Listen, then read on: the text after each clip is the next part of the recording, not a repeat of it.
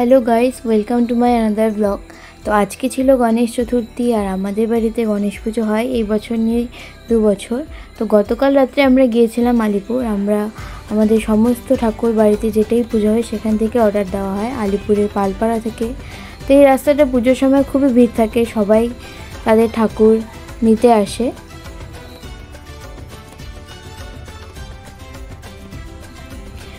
তারপর আমরা চলে আসি আমরা যেখানে আমাদের গণেশ ঠাকুরের অর্ডার দিয়েছিলাম। এখানে অনেক রকমের অনেক ছোট ছোট ঠাকুর, সামনে যেহেতু লক্ষ্মী পুজো চলে এসছে তাই অনেক লক্ষ্মী ঠাকুর, সাথে দুর্গা ঠাকুর। আর এটা হচ্ছে আমাদের ঠাকুর, গণেশ ঠাকুরের মূর্তি। আমরা প্রত্যেকবার এখান থেকেই বানাই আর তারপর গাড়ি করে আমরা বাড়ি নিয়ে আসি। তো গতকাল রাত্রেই আমরা গিয়েছিলাম সন্ধ্যার দিকে আলিপুরে, তারপর ঠাকুর নিয়ে বাড়ি চলে আসি রাতেই। তারপর আজকে সকালে মা ঠাকুর বরণ করে ঘরে ঢোকায়।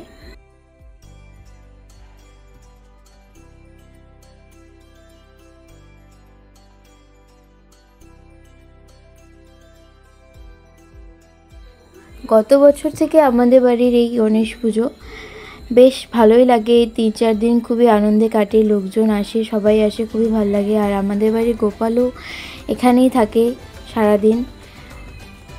এখানে পুজোর জোগাড়যন্ত্রী হওয়ার পরে তারপর পুজো হয়।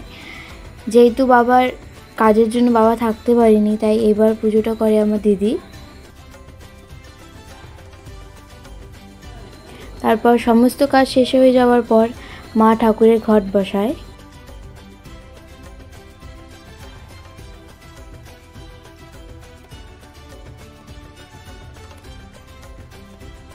দিদির পুজো হয়ে যাওয়ার পরে তারপর শুরু হয় আরতি।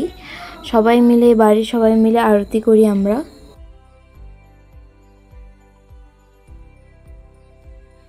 আজকের ভিডিওটা এখানেই শেষ করলাম। ভালো লাগলে অবশ্যই লাইক, কমেন্ট, শেয়ার করবেন।